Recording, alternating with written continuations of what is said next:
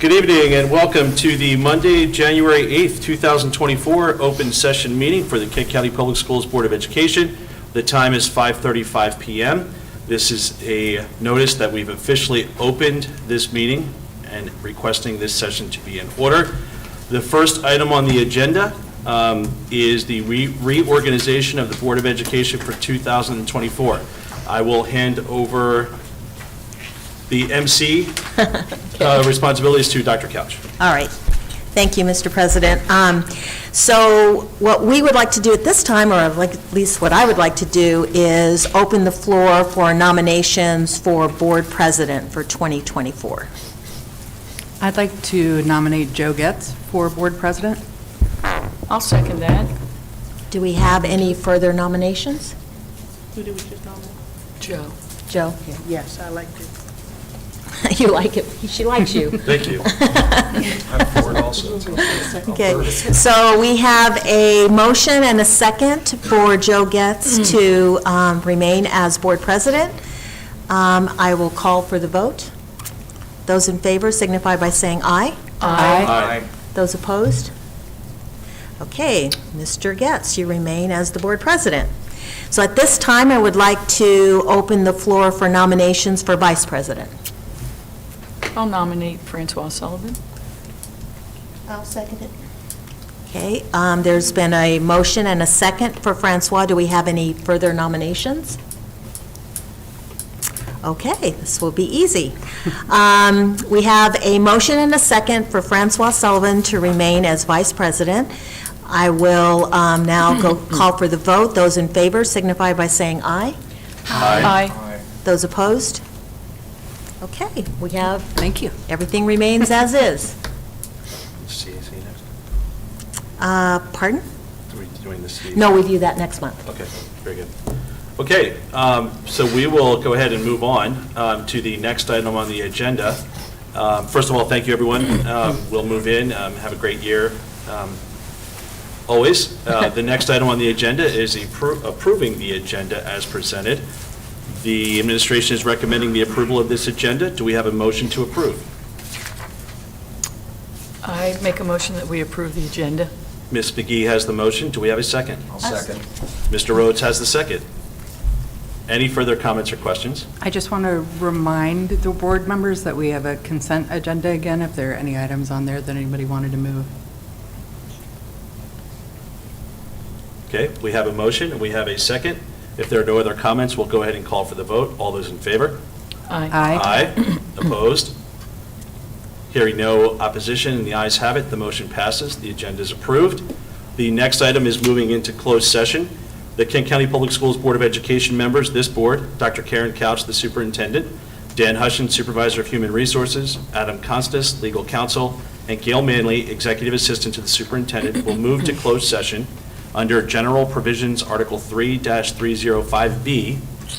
And the first portion, the first reason to do this is Section 1, to discuss the appointment, employment, assignment, promotion, discipline, demotion, compensation, removal, resignation, or performance evaluation of appointees, employees, or officials over whom this public body has jurisdiction. Any other personnel matter that affects one or more specific individuals. The reason to do that is because the topic is based on applicants for new hires, resignations, volunteers, transfers, extra pay, extra duty, and other personnel matters. Additional reasoning to go into closed session is public discussion of applicants and employee names. Personal information could discourage people from working for the board and contain sensitive personal and biographical information. Personnel information is protected from disclosure under the MPIA. The next section is Section 7, to consult with counsel to obtain legal advice. And this is to consult with legal counsel to obtain legal advice regarding the Condom Access Program. And the reason for closed session is substance of discussion is protected by attorney-client privilege. With that being said, do we have a motion to move to closed session? I'll make a motion. Ms. Dorsey has the motion. Do we have a second? I'll second. Ms. Sullivan has the second. Are there any comments or questions? Yeah, can you just repeat the condom? Yeah. What you said, please? Yeah, so under 3-305B, Section 7, the topic is consulting with legal counsel to obtain legal advice regarding the Condom Access Program. Okay. And the reason for this is substance of discussion is protected by attorney-client privilege. Okay? We have a Thank you. motion, we have a second, we have had a question. If there are no other questions or comments, we'll go ahead and call for the vote. All those in favor? Aye. Opposed? Hearing no opposition, the motion passes. We'll go into closed session and be back around 6:30 PM.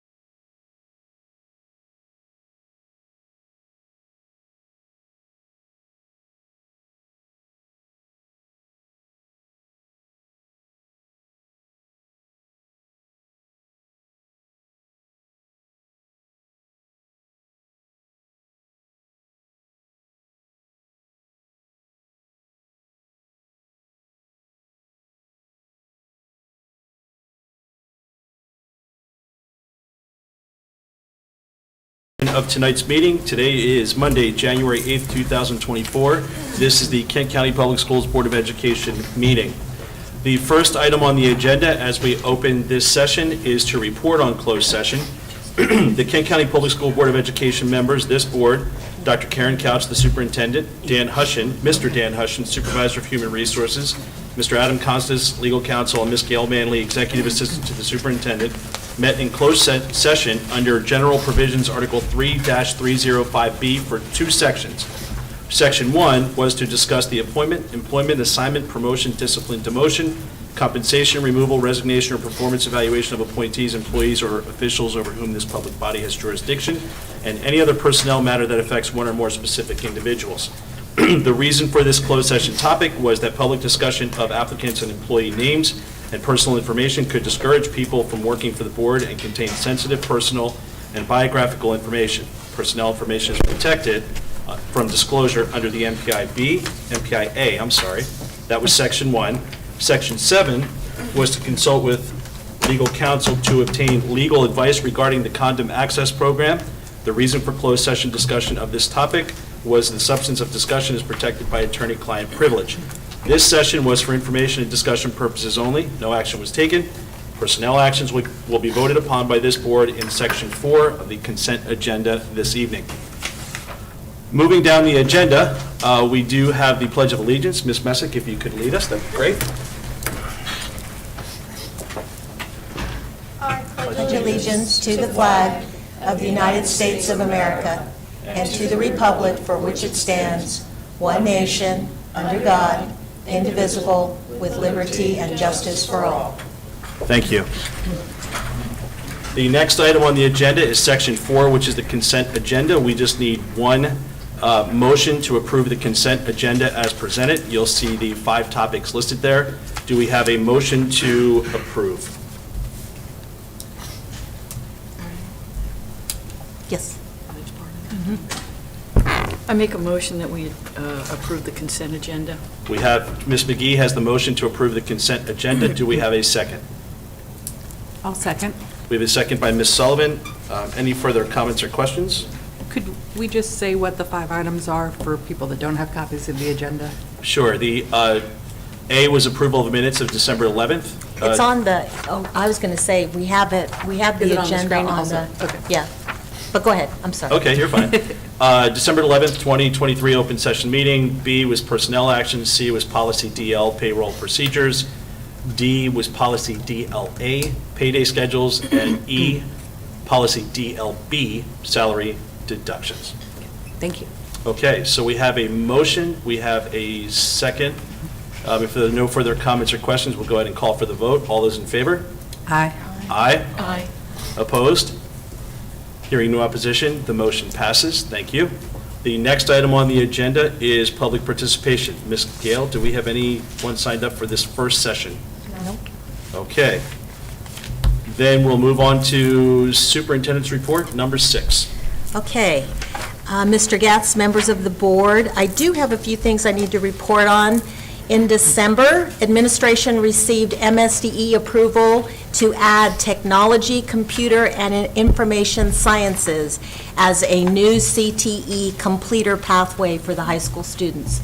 So that's been in the works for a bit, and it was finally approved by MSDE, so I wanted to notify you of that.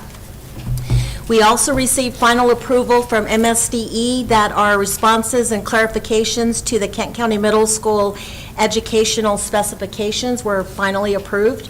So now we are one step closer towards the construction of a new middle school.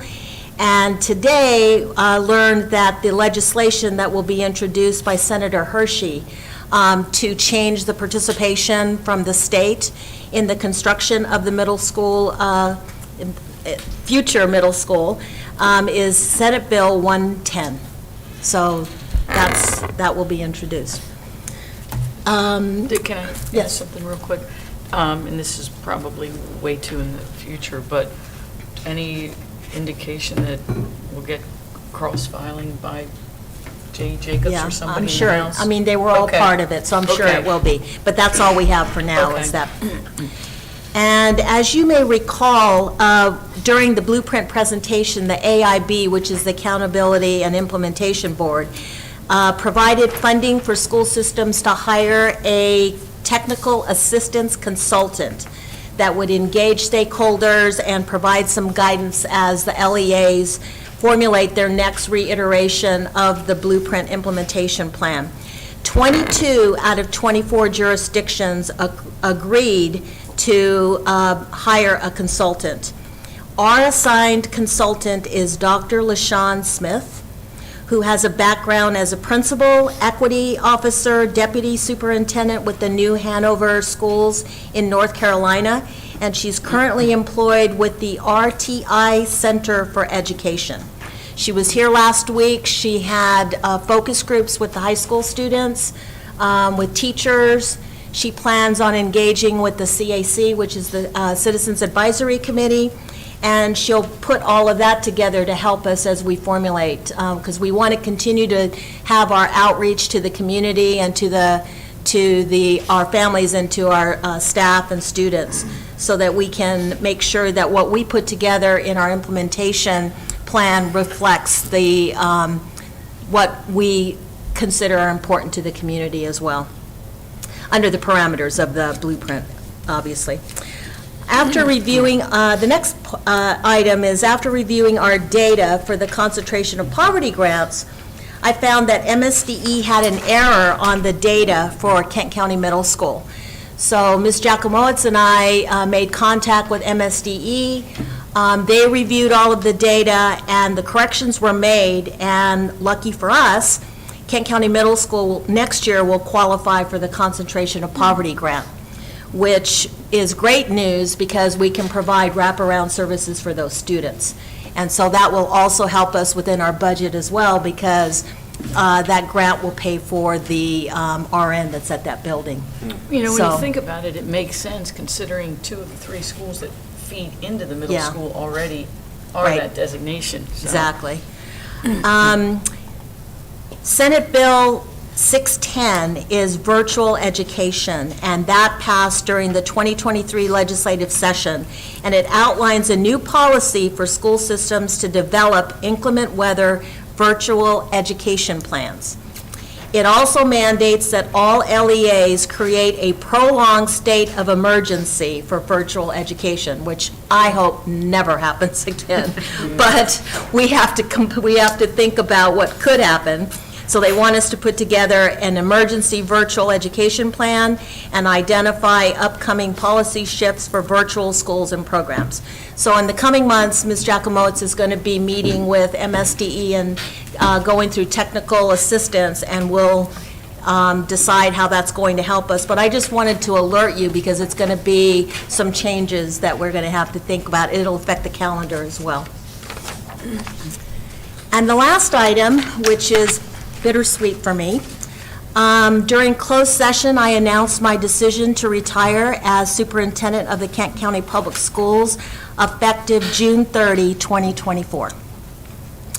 This evening, my retirement was approved in the personnel report, and I do have a few remarks that I would like to be entered into the record. During my tenure and amidst many budgetary challenges, we prioritized organizational improvements, and we addressed the diverse needs of our students. We achieved significant milestones showcasing our dedication to excellence in education, from pioneering universal full-day pre-K to expanding Judy Centers and implementing the Blueprint implementation plan.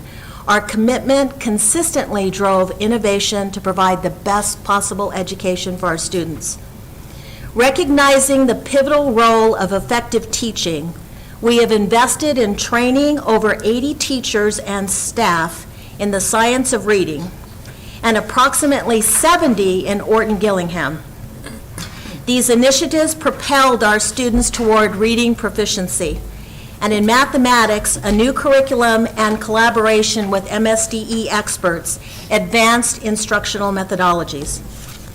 A comprehensive facilities strategic plan revitalized educational facilities that had largely been untouched in 25 years.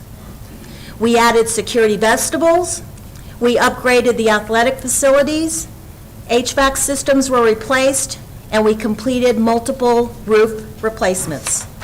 We also completed the preliminary state requirements for a new middle school, advocating for increased state funding participation. However, reflecting on these accomplishments, I want to emphasize that the true measure of our success lies in the achievements of our students. Each milestone we have reached, every initiative we have implemented, has been with the singular goal of enriching the lives of our students and broadening their horizons. The real triumph is seen in their growth, their curiosity, and their readiness to face the future with confidence and competence, including a deep understanding of their role in preserving our planet. The smiles on their faces, their academic and personal achievements, and their transformation into responsible and informed citizens are truly some of the most rewarding outcomes of our collective efforts. As I begin a new chapter, I know that our work has laid a strong foundation for continued student success. The legacy of our efforts is not and should never be placed in the programs we've started or the facilities we've renovated, but in the lives of the students that we've been so fortunate to touch. I am confident that KCPS will continue to nurture and inspire every child who walks through these doors, and I eagerly anticipate hearing about their future successes. In closing, while I eagerly anticipate this next phase of my life, my commitment to this district in ensuring a smooth transition remains steadfast. I have the utmost confidence in the future of KCPS, and I leave knowing that the district is in very capable hands with our very talented administrative team and our school leaders. I want you to know that serving the students and families of Kent County has truly been one of the greatest honors of my professional life. And for that, I will always be eternally grateful. So, thank you. Thank you, Dr. Couch. We will go ahead and move right into number 7, board discussion. Ms. Messick, if you could start us off, that'd be great. I absolutely can. Good evening, everybody. I hope you guys had a great holiday. Sorry, that's not fun. I'll just do the calendar of events. Galena Elementary School is so excited to report that they collected 1,900 items for the Kent County Food Drive before the holidays. Tomorrow is the high school PTSA monthly meeting. Tomorrow and Wednesday, the high school is MISA testing and government NCAP testing. Wednesday, Galena second grade goes on a field trip to the Sultana, and Rock Hall second grade is going on Thursday. Thursday and Friday, there is Algebra 1 and Algebra 2 MCAP testing at the high school. On Monday, the 15th, is Martin Luther King Day, so schools and offices are closed. Tuesday, the 16th, and that Wednesday, the high school is having geometry MCAP testing. The middle school is having Suicide Prevention Week on the 16th to the 19th. Wednesday, January 24th, the Judy Center at Galena is holding a Games with Gators for children and families from 5 o'clock to 6:30. Thursday, the 25th, the end of term 2, so it's a half day for students. Friday, the 26th, the schools are closed for students as a staff professional development day. Monday, the 29th, the second semester begins, and January 31st, Galena is holding a literacy night from 6 to 7. I do just want to thank Dr. Couch for all of her hard work in this community and our schools. Education is a big passion of mine, and I see that that is also a big passion of Dr. Couch and all of her work, and her administrators and her staff and all of the hard work you guys do, and I cannot say enough how lucky I am to have gotten an education here. I have been so privileged. I have been given so many great opportunities. I am so proud of our community and our schools, as I feel like I've said multiple times, and I'm kind of sad to see you go, but I'm so grateful that you were here. So So, thank you. Thank you. Appreciate that. Thank you, Ms. Messer. Ms. Dorsey? Hi. I want to start off by just wishing everyone a Merry Christmas. I know it's over, but I didn't get to say it, so, and a Happy New Year. So we're in a new year, so I'm so looking forward to what we may accomplish on this year for the school system and the different things that we will have to address and everything that's to come. I myself just want to let it be known that, yes, I will miss Dr. Couch, and I'm sorry that she has to leave, because we have a lot of work that we, I don't have to, but I am. I kind of do, but, on your part, not that you have to leave, but okay. that you, well, I'm not even going to say, did you choose to leave? Yeah, I chose. It's my choice. She's choosing. I know she did, but I don't like that she chose to leave. That's what I'm saying. Okay. But we have a lot of work to do, and we're just going to pray that we can continue to do it even after she's gone, and that we all can continue to work together, community, staff, the board, everyone can just come together, and we can get to a better place for Kent County and our students. And that's it. Ms. McGee? I mean, I'm sure we're all pretty much going to say the same thing, just use different words. Dr. Couch and I have had the longest tenure together, which is, we're starting our 10th year together. That's a long time, and we both can acknowledge, with a little bit of laughter, that we haven't always been on each other's Christmas card list. So, we've tried to present a unified front in public, but I can tell you, there's been some arm wrestling in the back room there. But I think when people stand back and look at the totality of the work that Dr. Couch has done, it's pretty mind-blowing. And she came under very difficult circumstances. She came all the way from New Mexico. I remember, I wasn't on the board yet, but I remember the process, and I think you paid for one of the tickets on your own. I mean, that's how really gung-ho she was about sort of facing the challenges head-on. And of course, no one could have predicted the pandemic or the own personal losses that she has suffered, but she always put Kent County Public Schools on the forefront. I mean, I think every decision she ever made personally and professionally was really how to move our school district forward, and I can't think of a greater legacy than something like that. We do, as Ms. Dorsey said, we have a ton of stuff right on our doorstep between Blueprint and the new middle school, and now a year earlier into the superintendent search than we anticipated. I'm personally very sorry that our time is going to end quicker than I anticipated. And I'm sure we'll have lots to say between now and then. I just publicly want to say that I was surprised, but I'm not surprised. I definitely understand that you can't, fall on your sword so many. There's only so many times you can do that. So I appreciate everything that you've done for Kent County Public Schools, our students and our staff, and sometimes at great personal sacrifice. And so I hope you'll forget the arm wrestling in the back room. So thank you very much. It'll be a memorable moment. It wasn't real arm wrestling, guys, just for the record. We did have a few fireworks. Thank you, Ms. McGee. Mr. Rhodes? I want to say, Dr. Couch, I've only been on this board for a year, and I really appreciate what you've done. We've had our ups and downs, but I did get a Christmas card. I want to say that, thank you. I attended the high school concert before the break, and it was really very well done. The food and the music was just wonderful.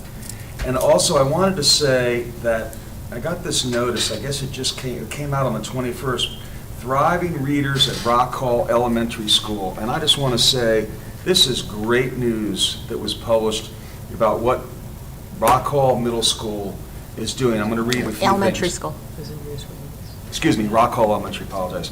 As of last month, Rock Hall Elementary fifth graders were quickly closing in on having read 5 million words with 109 books completed as reported through the Reading Counts program. I know, starting. With 35 students total in the fifth grade, the average word count per student so far this year is $140,313. I just think this is great news, and I'm hoping that all of our schools will continue because reading is just very, very important. And the principal of that school should be commended. She's done a great job, and I'm just happy what's going on. I want to see the other schools do it, and I'm just really proud of, you've helped along with that, and all of this, so it's really great. And again, Dr. Couch, you're going to be missed, and we've got a lot of work to do, so. Ms. Sullivan? I'm not sure how much more I can add to what everyone has said. I share all of their sentiments that you have helped our schools accomplish so much in the time that you've been here, and it hasn't been easy, and you have always been professional and represented our schools really well. And I can only imagine how tough that probably was for some things. But you will definitely be missed. And we do have lots of work to go ahead, but like Trish said, it was not unexpected, but still a surprise to have it happen tonight. So I wish you all the best, and I'm sure we will talk more. Yeah. And it seems odd to go into business as usual now, but here I go. Happy New Year, everyone. And I happened to attend a MABE Legislative Committee meeting earlier today, and there were a number of items that I think would be of interest for Kent County Public Schools that I thought I'd share.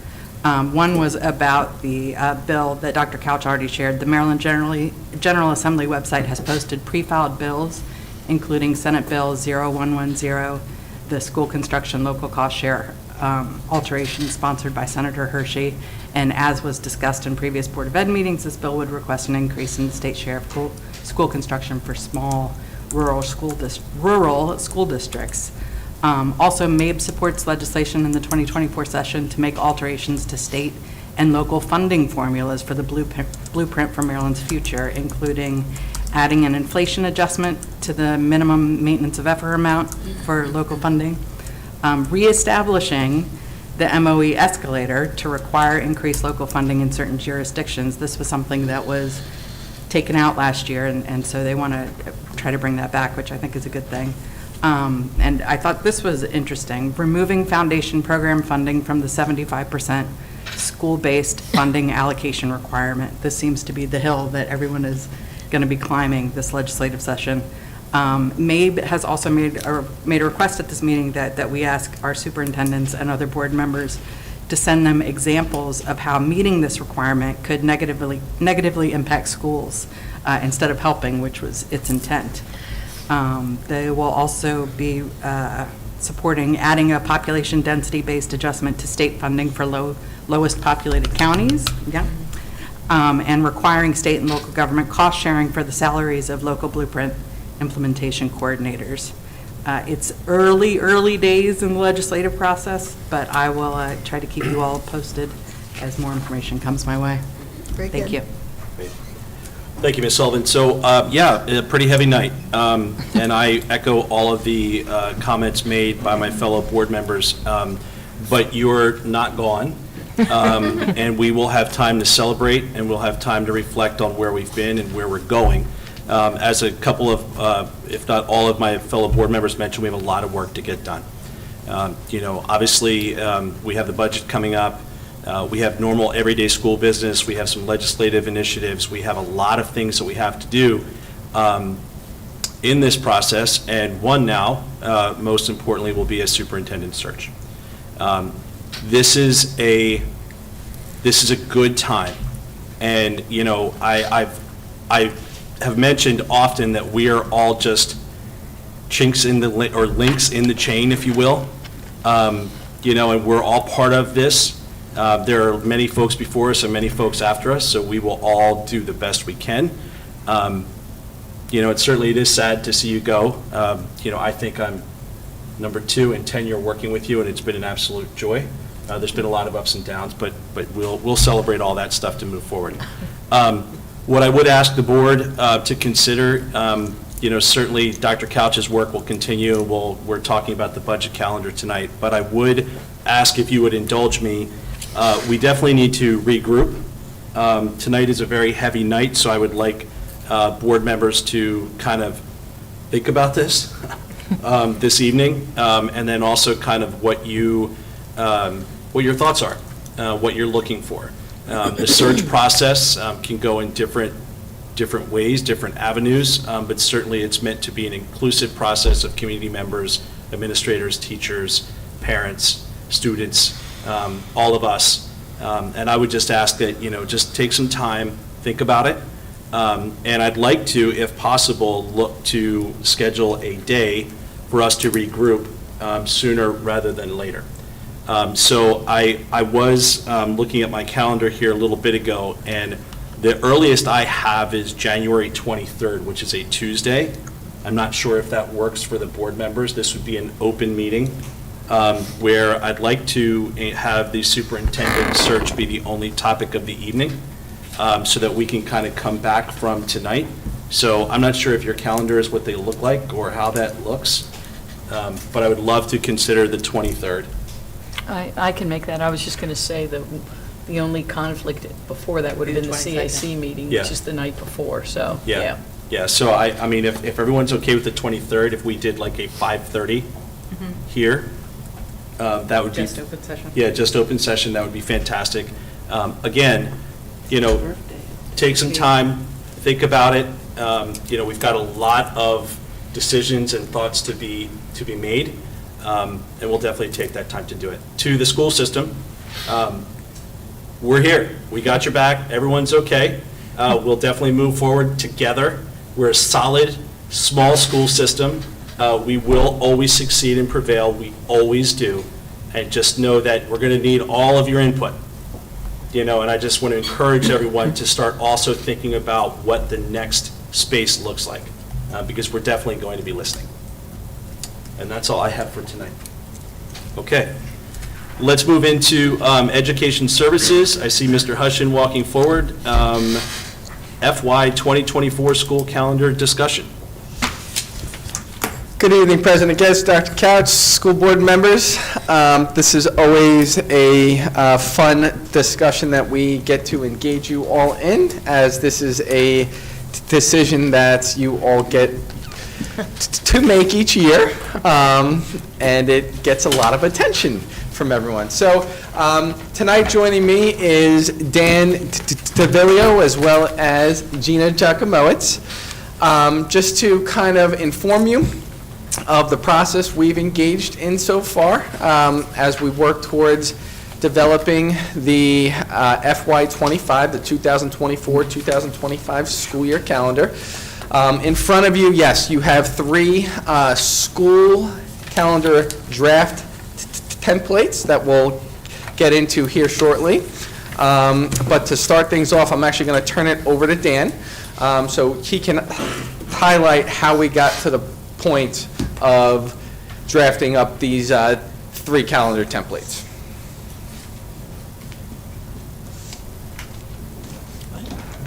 Thank you, Dan. All right. So every year, we do a series of surveys to get community input, stakeholder groups, various stakeholder groups, teachers, parents, students, general community members. So we launched our opening calendar survey on November 20th. We initially planned to close it at the end of the month, but we kept it open and kept promoting it throughout about mid-December. We used all of our channels. We used the website. We did robocalls, texts, and emails, social media, and the app to promote and push out the calendar survey as much as possible. Frequent reminders, almost weekly reminders. Throughout the calendar process, we typically do 2 surveys. So this was the first, and the first is all about priorities.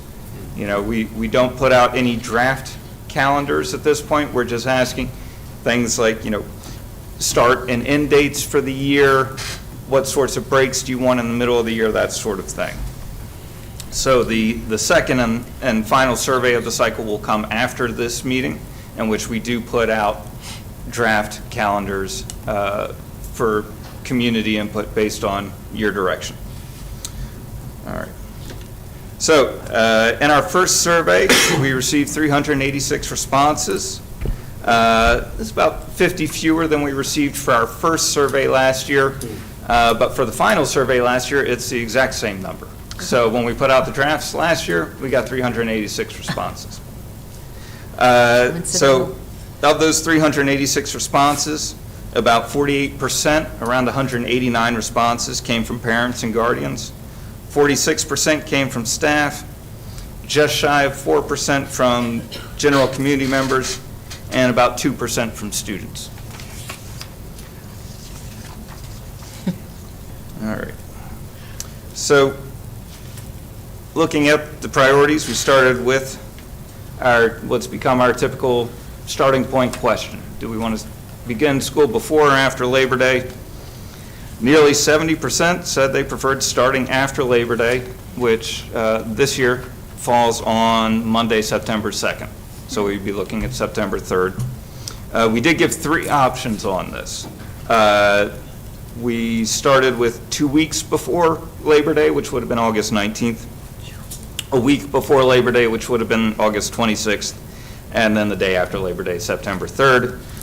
2 weeks before Labor Day was the absolute least popular of the 3, getting just 5.2% of respondents You think? in favor of that.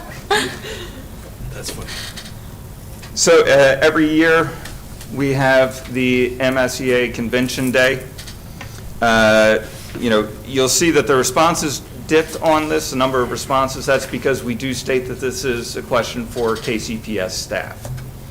And as you can see, overwhelmingly, between the option of it being a day off or a professional development day, over 80% of respondents wanted the full day off. Looking at winter break. Winter break's a bit of a scheduling challenge. Looking at this year because Christmas and New Year's Day both fall on Wednesdays. So when we ask if they prefer a longer or shorter winter break, the longer winter break doesn't see students back until the following Monday after New Year's. So you're looking at January 6th. If we did a shorter break, they would be back on Thursday, January 2nd, but you're looking at returning from a long break with 2 days in, and then you're back to the weekend again. As you can see, the breakdown is highly in favor of the longer winter break. Let us stay home. Spring break, again, we have the majority is asking for a longer spring break. This would occur around Easter, with Easter being on April 20th. So a lot of times we see it on social media around a lot of federal holidays that we may not necessarily take off. So we thought we'd open up a question this year. Are there other holidays? Are there other occasions that people would like to see us build into the calendar? Now, again, out of 386 responses, we did get 18 respondents seeking Veterans Day off.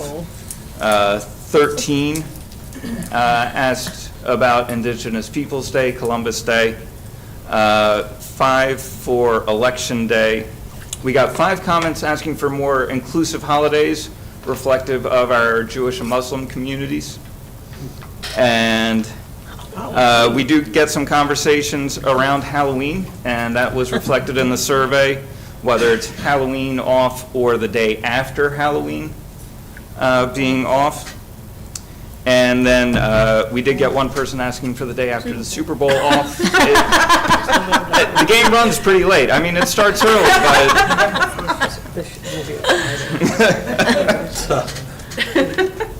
but we did get some, additional comments. this is, hunting is a big family tradition here, so we did get one or two folks asking about the first day of hunting seasons off. Oh, my. We got requests for a week-long spring break from some of our staff looking for no-touch planning or personal development days around when report cards are issued or the end of each quarter. We do have some folks voicing opinions that they don't care for the asynchronous and synchronous days. There was a recommendation to put the whole structure of the calendar and the surveys into a 2-year cycle as opposed to the 1-year cycle that we do. And then there was one respondent who was very emphatic about that there are no more holidays teachers or kids need off. That is their quote, their emphasis. Probably not the same Super Bowl person. Yes. Probably not. I did also notice a recurring theme in some of our comments about early dismissal days. Some suggested moving to a 2-hour early dismissal instead of the half days we've been doing this year. So that would also be a change from last year as well, in which we did 90-minute early dismissal days. There was a thought to move half days to Fridays. We've been doing Wednesdays because what we did historically find was higher rates of absenteeism when we had half days on Fridays. There are those who said no more half days, probably some overlap with the no more holidays. And some who thought about combining half days to create full days off or trading half days for longer breaks in general. And then there was one request from a staff member about teachers being out at 2:40 p.m. on those professional development half days.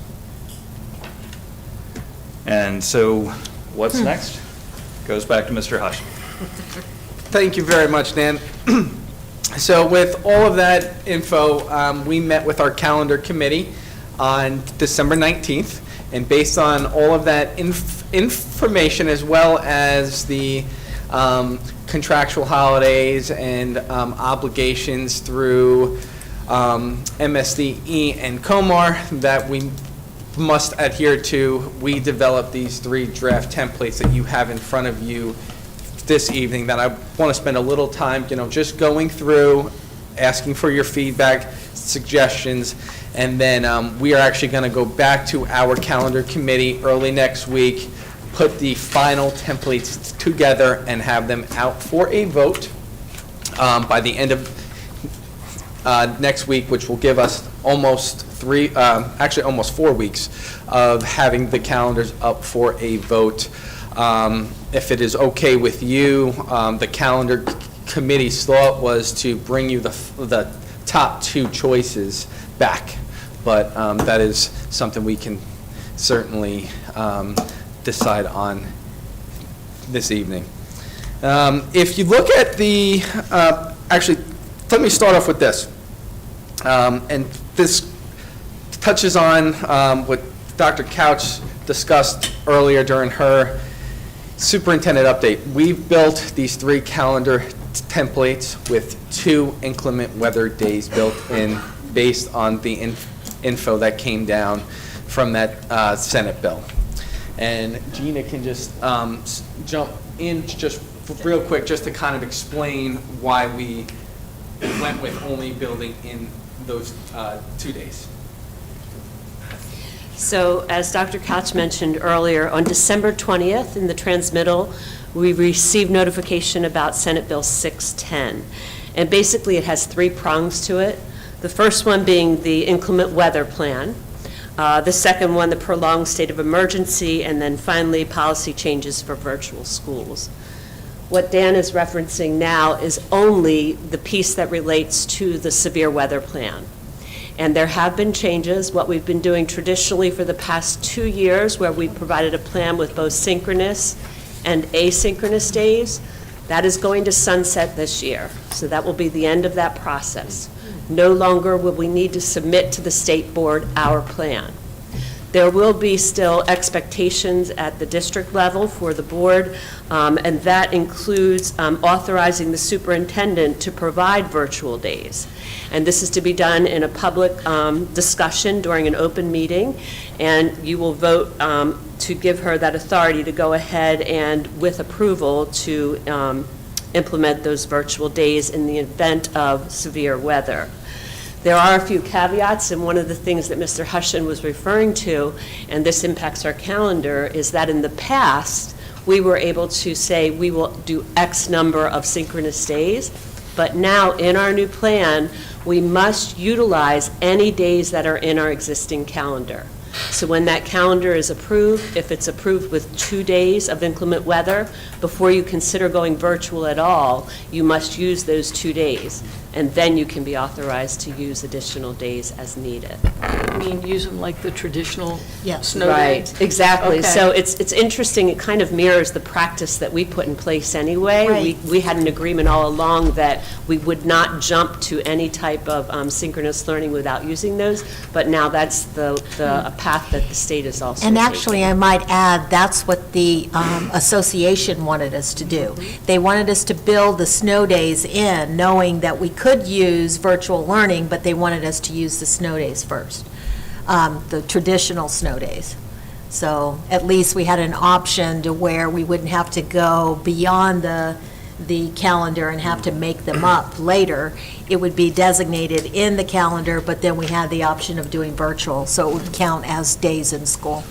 It was interesting at the legislative meeting today, some of the school districts were talking about the same thing, and many of them don't offer asynchronous virtual days. So it was very much about making sure all the kids have the Well, you Wi-Fi can't do technology. asynchronous on this. So that's another part Okay. that is Yeah. part of this new adjustment. Yeah. So no longer will we have those days where we can offer asynchronous for graduation. All of that is It's gone gone away. now. Done now, okay. So the only thing will be This will be the last year considered for it. a severe weather plan, and we must show evidence, as we've done all along, and that is that if we were to go and implement one of those days, we must show that we've done an inventory, that our students have access and devices, and in the event that they miss school, in our plan, we must state that we will provide an opportunity to make up any missed work, and students with IEPs or needing accommodations would be afforded those same type of accommodations in the event.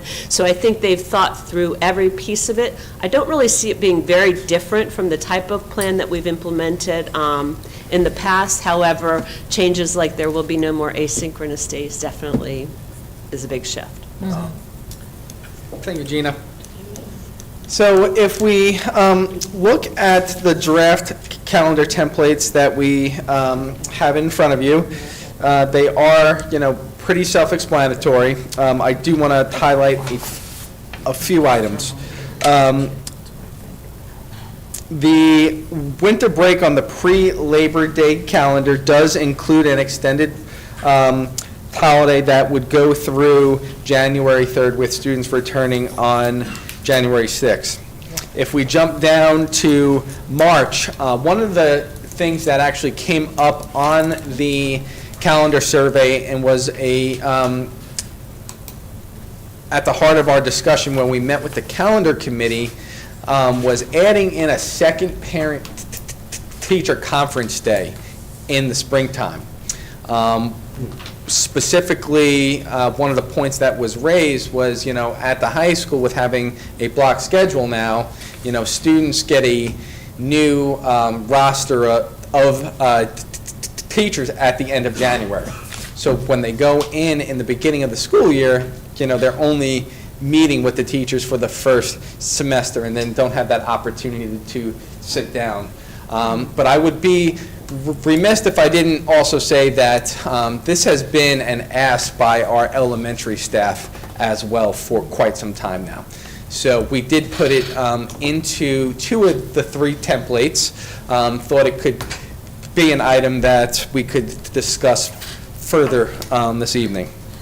Anytime we go with a earlier start, we tend to get out a little earlier, but with this calendar template and considering the asked, and the data that, to have an extended winter and spring break, which this does include, it does push us out to the end of that third week in June. Yeah, I was wondering how you were going to be able to accommodate that and still make the, 188 days of instruction, how you're going to be able to do that without making it a later school year? Yeah, so. Do you think people who want the longer vacations were aware that it actually, you Means rob long. Peter to pay Paul? I This mean, you is- can't just yeah. get No, everything they you don't. want. They don't. Okay. No, and this is always a discussion that we have. They want it all. They want it all, and that's why, in the last couple of years, we have just brought forward 2 Okay. calendar templates, Yeah. but we wanted to bring forward 3 tonight to try to include everything. Just to go back real quick on that pre-Labor Day calendar template, the last day actually for students would be June 11th, so we still get out somewhat earlier, but it would, students would be allowed to end earlier if we didn't have those extended breaks, so, So for the parent conference day, yes. are you concerned that having that on a Monday will be the same issue as having a half day on a Friday, where people will think of it as a long weekend and not schedule parent-teacher conferences on a Monday? Yeah, that was just Just a there placeholder? as like a Okay. placeholder. It can was always be really- moved. We were, we wanted this to just be a discussion, but we are certainly not tied to that date. And then, because parents have mentioned this to me every year at this time when we go to the calendar, we have a number of staff and families and kids who participate in the Maryland State Fair in August, and this year's starts on the 22nd of August, which is a Thursday, but it looks like there's only one calendar that Yeah, so would start us before that. you only have one pre-Labor Day calendar in front of you. The other 2 are post-Labor Day starts. Excuse me, did I hear you say that there was a great amount, it was parents that's asking about having a longer winter break? So if we go back to the data, that was one of the biggest areas where the majority of folks wanted an extended winter break. More folks wanted an extended winter break than they did a spring break. That was more of a priority for them.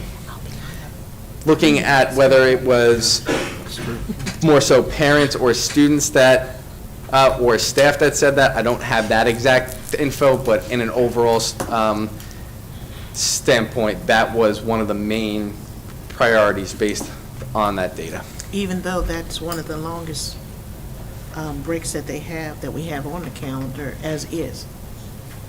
It's almost 2 weeks. Yeah, so if I mean, it's going to be, what, over 2 weeks? yeah, it's 2 weeks exactly. The last day would be Friday, the 20th, and then we go into that weekend, and then, yes, they would have that Monday, the 23rd, all the way through the Sunday of January 5th, and return on January 6th. So It if seems like a lot. If you recall, it does seem like a long break, but 2 years ago, we also did have an extended winter break. This year, it was a little bit shorter. That's why I enjoyed it more. So the biggest difference between the 2 post-Labor Day calendars is that you will notice the difference in end date. So in one of the calendars, it should be the second one that you had in your stack. If you look down in June, it says that the last day for students is the 17th and the 20th. This will extend the work year for staff as well, because we have Juneteenth in there as well, which is a... It's a federal holiday now. Yes, and so schools and offices are closed. So something that we could consider is trimming down one of those breaks, Yes. whether it would be winter break or spring break. Both of those breaks are long. As Ms. Dorsey pointed out, it's 2 full weeks for winter winter break is too long. and just about 1 full week for spring. So that is something that we can certainly consider. I hope we can consider the winter break, because I do believe they do need a spring break. And the spring break is nowhere near as long as, So what tonight is about is just sharing all this information, give you an opportunity to reflect on it. We'll have more time to talk about it. We certainly are not even thinking that we're going to get close to making a decision. It's Right. just an opportunity to reflect and listen to what the data and what it would look like. It's one thing to say you want all those things, but what does it look like when you put it in a calendar is another. So these 3 templates will go out into another survey, is that correct? Or you wanted us to whittle it down to 2? No, we were just looking for some like feedback, and then we would go back with our calendar committee and then try to draft up the 2 that would go out. when do they want to do next time? My feedback is I throw away the first one, and I go for the next 2, and then try to figure out which ones we like. That's because no one wants to go before Labor Day, so Yeah, that one's good. it's my opinion. And the data on the initial survey did say, I believe it was 70% were in favor of a After post-Labor Day start. So if that is something that the board wants to consider, we can Yep. certainly do I'm that. curious if you know how many school districts actually go pre-Labor Day start. Gee, if I could, I think Queen Anne's did this. yes, they this did. year. I think Queen Anne's- Talbot did. Yeah. Talbot did. If you recall, we did go pre-Labor Day, I think 2 school years ago, but that year, the vote was I very, think very it's tight. I would say there's probably, and I'm going to go out on a limb, but I'm pretty sure I'm right. There are more districts that go before Labor Day than after. I mean, obviously, you've got Worcester that always will go after Labor Day just Because because their of the. economy is yeah, built on the beach. Exactly. Yeah. But there are more school systems that are electing to begin prior to Labor Day. Doesn't mean we have to follow the rest of the crowd. I'm not saying that. I'm just giving you the information. Before Labor Day. How does the board Same feel time. about returning to school on a Thursday after a long winter break?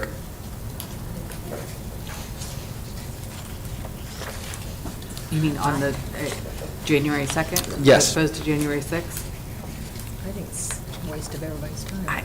You know, as a parent of 2 kids, I kind of feel like it's a nice, slow back into Transition. the year. It kind of reminds me And a also, my little- kids have been home for 2 weeks. Yeah, and it reminds me a little bit how we sort of stagger the start to the school Yeah. year. You know, high school freshmen and 6th graders start one day, then the rest of the gang gets in, then the kindergartners get in, and then the pre-K kids get in, and we just sort of, like It's a you nice said, it's a slow slower easing Right. in. stagger into- However, on the flip side of that, because the school rating system is built on student attendance, Yep. there will be a lot of families that will say, why am I going to send my child Back for the 2 last days. 2 days of school, and they're going to keep them home, and then we're going to get dinged for attendance. So, I mean, that's another thing to consider as well.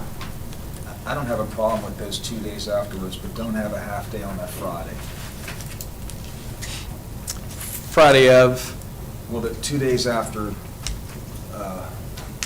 New Year's, is that what we're talking about? sure, yeah. That Thursday and Friday, I would think that it's okay to have school those days. I know a lot of people, some people don't, but just don't have a half day on Friday, because then you run into the problem where people just leave Yeah, early but or half day. something. Yeah, I don't think think we there's a have a half day. half day in Okay. there, Mr. Rhodes. Okay. And- We talked about that earlier, I didn't know if that was. Sure. And What when are I- they planning to do when Christmas falls on an earlier time and we're back to? That's why we do a That's why we That's do a why we come calendar back year each by year. year. It's year by year. Well, will the parents be upset now and they won't have the extra week? That's why we I mean, just once you handle give it. to 'em.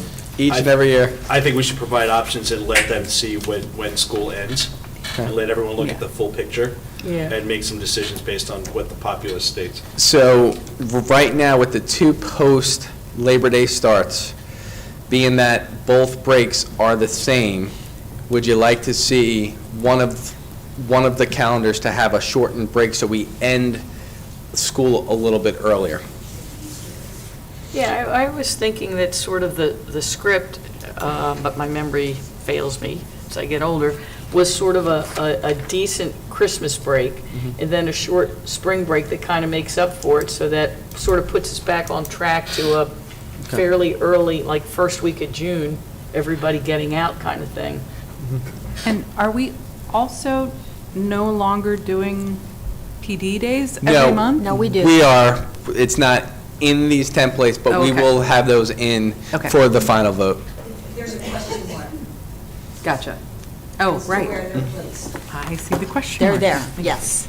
They're there because we definitely need I was that gonna time say, to okay. work with the staff and carry out some of our PD for the staff. So, Mr. Hushin, what do you need from us for tonight? So I definitely think I have a little direction on changing up at least one of the post-Labor Day calendars, just to show a little bit more of a difference. Would you like to see us go forward with putting the 3 calendars out for a vote, or would you just like us to bring forth 2? I don't think anybody really wants a pre-Labor Day start. We have our So I answers. feel like Okay. we can get rid of that one. Okay, Yeah, all right. okay. Thank- All right. Thank you for the information. That was information only. Appreciate that. You're welcome. We'll Thank you move- for the discussion. Yep, absolutely. We'll move on to the next portion of education services, which is the indicators of poverty. Right? Yeah. Okay, so Thank you, Dans. this next presentation, I'll do a little bit of an introduction. Both Ms. Jacomowitz and I did a presentation for the Kent County Economic Development Committee. They wanted to know a little bit about where we are with our school system in terms of meeting the needs of our students. So we shared some, I thought, valuable information about indicators of poverty.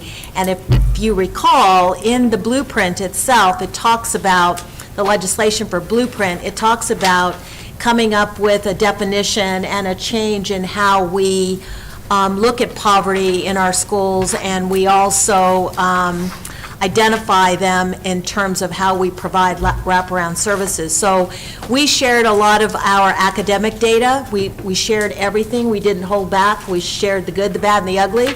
We don't think we need to go through that tonight, because you've heard it all the time.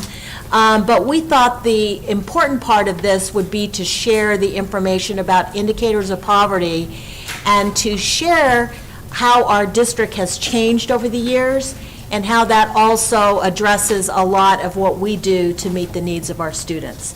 So with that, both Ms. Jacomowitz and I are going to share this presentation, so I'll turn it over to her. All right, thank you, Dr. Couch. And when we presented to the Economic Council, we felt it was really important to understand the context of the data.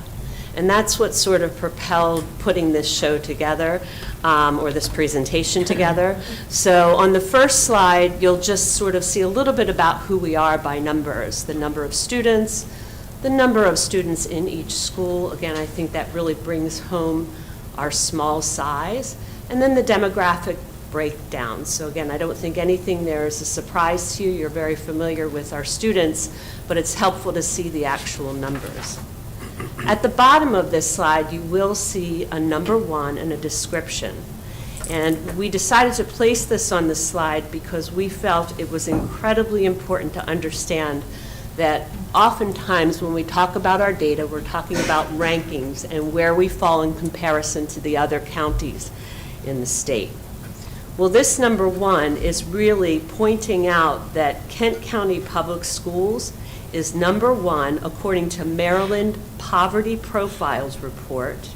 We rank number 1 for the percent of people living in what's called deep poverty.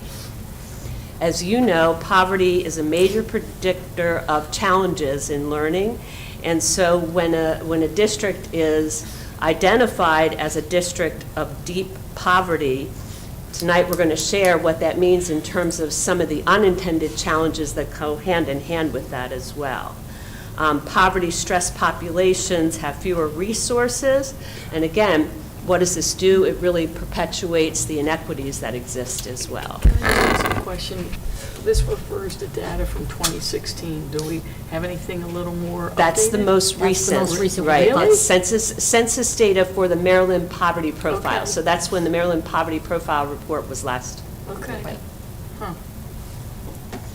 And so with this particular slide, we thought it was important to share the multiple factors that impact poverty. And this information was utilized when Mr. Chaudhary was here to try to identify to what extent an individual does without resources when you look at poverty. Because when you think about our families that are living in poverty, you have to think about the concentration of poverty in terms of, you know, are they surrounded by others with poverty? Are they isolated in poverty? Or is it generational poverty? Because that in itself carries a different challenge that our students have.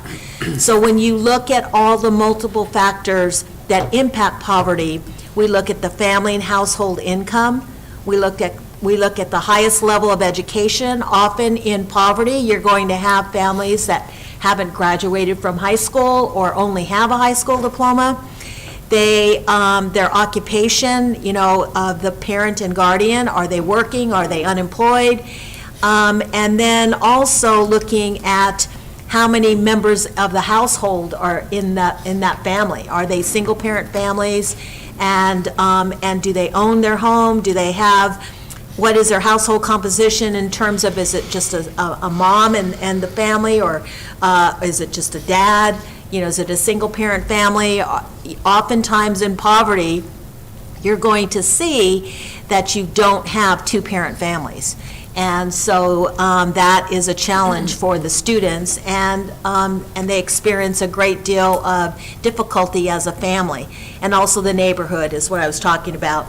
You know, are they concentrated in a large area of others that live in poverty? And if they do, then oftentimes the available resources are not there within that neighborhood.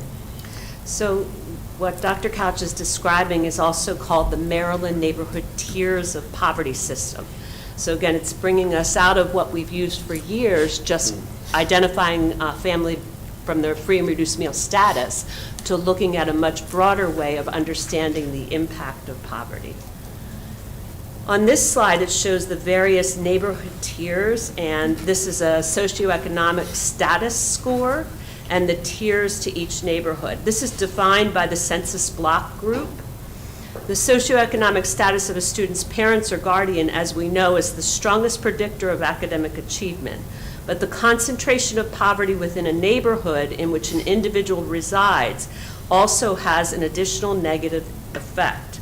Again, just emphasizing that both poverty and place matters, because a poor family in a neighborhood with a high percentage of poor families have what you would consider to be a double disadvantage, which is why schools like Henry Highland Garnett Elementary School, Rock Hall Elementary School, these are concentration of poverty schools, and now identifying for some of that additional funding as well for those services that they so well need. Oftentimes, it limits their individuals' access to, as Dr. Couch mentioned, wraparound services, and we'll talk about that a little bit more. But in Kent County, when you look at these tiers, the next slide's going to show that 70% or more of the census block groups, here we go, let me switch that. Okay, yeah. So we're highlighting the Eastern Shore here. With Kent County, you'll see mostly orange and red colors. That's showing you that 70% or more are falling into tiers 4 or 5. And as a community, I think that's really important to call attention to that, because oftentimes we are quick to compare ourselves to other districts when we look at achievement, but I think we have to look at the two side by side. We have to look at again, what I said when I started the presentation, which is really the context. What all do we know about our students, and then how do those two correlate? So we're trying to look at the correlation between both the achievement and the poverty. And one of the things that I would note is, which is very, it stands out like a sore thumb to me, you'll notice that we don't have any of the dark green in our school system. So essentially, we do not have the upper end affluent families in our school system. And so you think about, and we'll talk about this a little bit later, but if you think about coming from an affluent family, you're going to have all types, so many types of opportunities that children in poverty don't have. You've probably got a mother and a father in the home, you're taking trips, your parents are reading to you nightly, you have all of these ability to have these supports at home. You've got a very different lifestyle and opportunity than a family and a child that's coming from a family in poverty. So it shows that we have, as a school system, we have some very high needs. And when you look at our comparison on the Eastern Shore, what this doesn't show you is that we are up in the top 4 to 5 school systems statewide that has the highest concentration of poverty, and more students that fall within Tier 5 and Tier 4. And what I would add is, I know a lot of people like to say and compare Kent County and say, well, 20, 30 years ago, the school system was doing so much better. 20, 30 years ago, we only had 30% poverty in our schools. Now we have 75% of our families living in poverty. There's a significant difference than where we were 30 years ago, 20 years ago, than where we are now. And we're not making excuses. We're not saying that it can't be done, but what we're saying is, when you have that significant, the numbers of students living in poverty, you have to deal with trauma, you have to deal with social emotional supports, you have wraparound services that you have to provide in many avenues. You have to think about the way in which you deliver instruction, because those kids come with a lot more deficits than a child comes to start beginning pre-K coming from an affluent family. So we have to be mindful about what we have to do differently and what we have to do to meet the needs of our students. So I think that's what we shared with the Kent County Economic Development Committee. And I believe when we were done, they told us their eyes were open, because they had no idea we had this level of poverty based on other school systems. And you look at our neighboring counties and you can see them there. One in particular doesn't have any red. So I think, one of the things that excites me about this, there isn't much about it that excites me, but one of the things that does is that I think it really does show the impact our teachers are having on our students. We're going to talk about that a little bit more in a moment. When poor families are together, they have more stressors. So things that other neighboring counties may take for granted, such as having food on the table or, having a place to call home year after year, our families have more stressors. This is not a guarantee. They move more frequently. They don't have those after-school special tutoring sessions by a paid tutor outside of the day. So we're working to bring that to them during the day, finding these grants to be sure that our students have an equal opportunity to the others to be successful. I think it shows that money matters when it comes to understanding children that are living in poverty. So in the past, I've heard influential people in our community talk about, we're not seeing the results, don't give the system the money, they don't deserve it. Well, I want to say we shouldn't punish poverty. It costs more to educate families that live in poverty, and our students deserve that. And I know our board, you're a champion for our students. So again, I think being out there and understanding the context of our data and helping us tell that story is really powerful. Because as we began to really unpack this, we discovered a few things that I thought, I know Dr. Couch and I couldn't wait to share with you tonight. Every once in a while, you'll have a school that has that very high level of poverty that's having what's called a breakthrough moment. We're not there yet. They're breakthrough schools. We're not there So yet. we're not there yet, Not there yet. but we're getting there. We're getting there. So We're we'll talk excited about about it. this one next. Yes, Go ahead, thank Dr. you. Couch. Okay, well, yeah, we're so excited about the slides 6 and 7, but mainly 7, and that's Right. where and we really won't spend a lot of time talking about number 6, but what we tried to do when we presented for the Economic Development Committee is we asked them to read over those bullet items and just kind of talk to us about the items that resonated with them. And it was great conversation, and we talked a little bit about it, but I think for all of them, it really hit home to a lot of these indicators. So we won't ask you to do the same exercise, because I know people are focused on other things right now, but I think slide 7, this is Okay. where I really, and I'll set the stage, and then I'll let Ms. Jacomowitz tell the good news. But one of the things that was really, I think, eye-opening for the committee, I think will be eye-opening for the community, eye-opening hopefully for the board, is sometimes we tend to say, well, our schools are not achieving, we're not doing well enough, you can do better, work harder, that kind of stuff. And so, my point about all this is Harford County has a whole group of statisticians. And they did an amazing job, and of course, we asked if we could steal their slide, and that's what this is. But let me tell you what this slide is showing. First of all, they took every single elementary school in the state, and they put them on a plot. So to your far left are all of the schools that are affluent, and to the far right are all the schools that have high concentration of poverty. So they started by plotting them based on being affluent or being high concentration of poverty. And they put all of the It doesn't schools, look like there's any middle ground. well, Either one or the other. well, yeah, and there's some in the middle, there's some in the middle.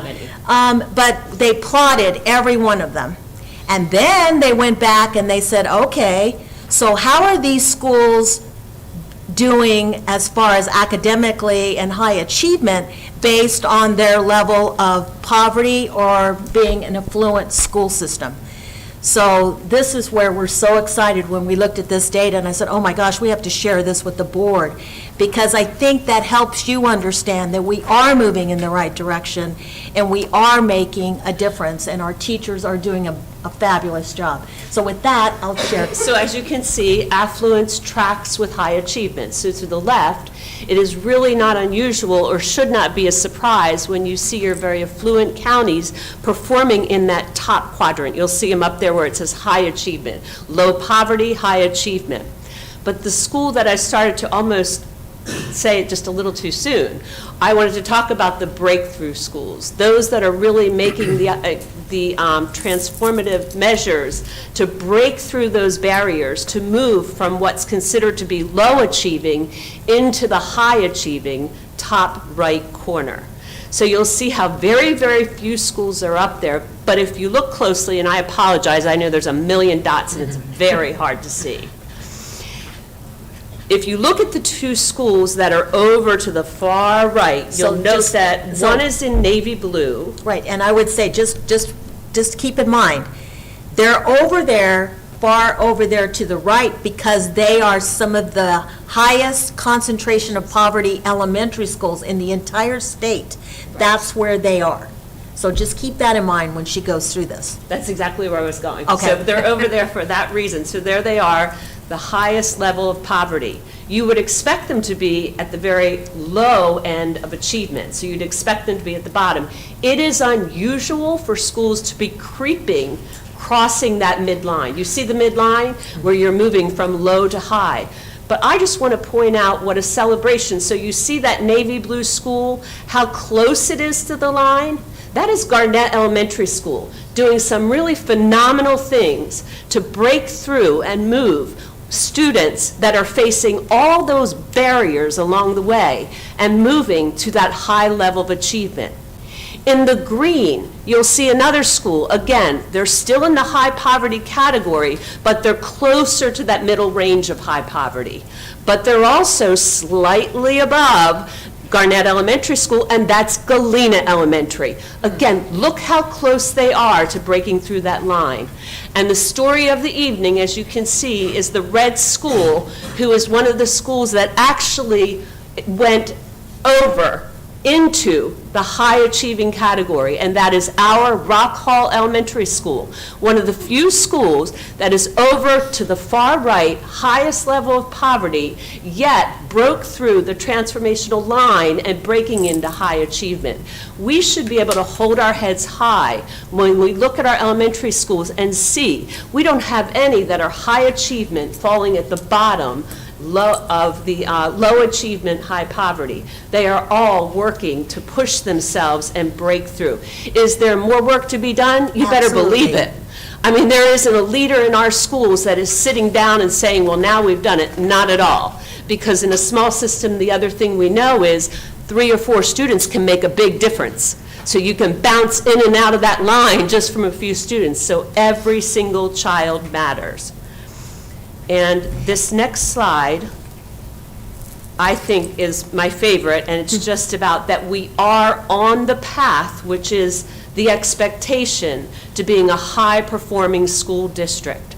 So when we compare our free and reduced meal status and our level of proficiency on our state assessment, you will see that our schools from 2015 to 2023, when you look at the level of, that's what Dr. Couch was pointing out, from 2005, where we were at about 30% poverty overall, that's the blue line, to now where we're closer to 70. But look at the achievement. Even though the poverty is increasing, I think that is something that we should not be shy to celebrate, that we are moving in the right direction. And that's what we wanted to share with you tonight. And that's what we shared with the Kent County Economic Development Committee, and I think it was really eye-opening for them, and that's why we're sharing it with you as well. So that concludes our presentation. Any questions, comments? I have a comment. I think this is wonderful. We're moving in the right direction, and I'm sort of hoping, and I've talked to various people, that we can really concentrate, which I'm sure you are, but on reading in the 2nd and the 3rd grade, really push the reading. I think that's so important because we're finding that some kids, when they get in the upper grades, can't read. I'm sure someone's working on that. I don't have the details, but please push the reading in those early grades. I'm going to ask a question that probably is not a simple answer, so I'll accept that. What part of it is change in leadership with Dr. Couch? I attribute some of this to. What have we been doing differently since, I'll say, well, first of all, I don't know what the heck happened between 2005 and 2015. We took a nosedive, but are there any couple of things you can say that have changed the trajectory? I'd like to say just 2 things, and I think you're right, it's not an easy answer. One is just to keep in mind that our state assessment has changed dramatically and multiple times from 2005 to now. So you really can't compare apples to apples. Right. However, it has been more consistent over the past few years. And I think one of the... Interestingly enough, the trajectory has continued to go up despite the fact that we had a pandemic right in the middle of those between 2018 and 2023. And one of the other things that happened was the Maryland Leads Grant. And I think the fact that Dr. Couch empowered our staff, our leadership, to think through what things really need to happen to make a difference. I think our challenge is, Well, what now- happens next? I was going to say, this is year 2 of the 2-year grant, right? What are we going to It's do very now? worrisome, but I appreciate the opportunity to say aloud that our coaches have made a significant difference, and right now, we don't know what's next. Okay. And so I think, we are working with children, and we know the thing that matters most are the adults that work with them. So our teachers, our coaches, our principals have made a fabulous difference. Yes. I just want to take a minute to thank you for putting this together and also to travel with this information and share it with our economic development folks, and so that there is a deeper understanding of what the challenges that face our students and families are. I think that it is easy when you haven't lived in poverty to think of poverty as just not having enough money. Yeah. And that is not what poverty is, and certainly isn't the only thing that our children are facing. But I also wanted to take a minute to really recognize and congratulate Jillian and Rock Hall Elementary School. They're clearly doing tremendous things over there, and I know our other elementary schools will follow because I know they're working as hard. So, thank you. Great. Thank you very much. Thank you. Appreciate it. Okay, we're going to move into administrative services, section 9 this evening, and the first item is the expenditures revenue report, which is for information purposes only. Ms. Stewart? Right. Good evening, President Getz, Dr. Couch, and members of the board. We'll go over the expenditures and revenue report, and this is as of December 31st, 2023. For Fund 1, which is our unrestricted and restricted together, we've received to date about $19.7 million. Our Fund 3 capital projects, about $706,000. Fund 5 food service, about $657,000, to bring us a total cash receipt of $21,081,242.35. As of that time, December 31st, we've expended about 80% of our current expense budget.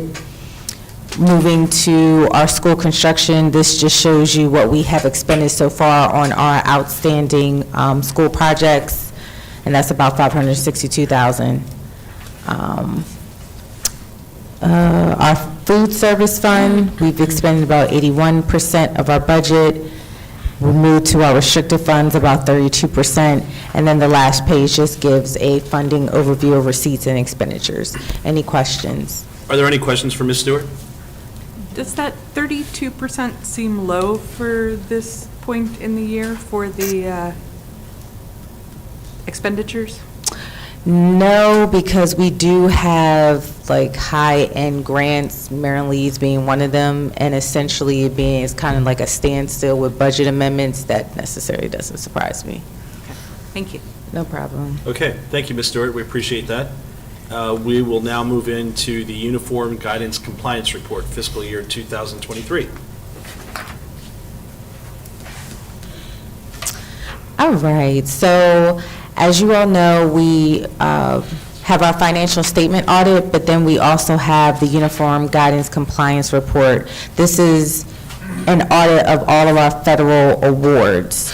So you'll go through the report. I won't go through it in detail. Essentially, it's very self-explanatory. Our schedule of expenditures and federal awards, I will note page, I want to get to it. I will note page 9.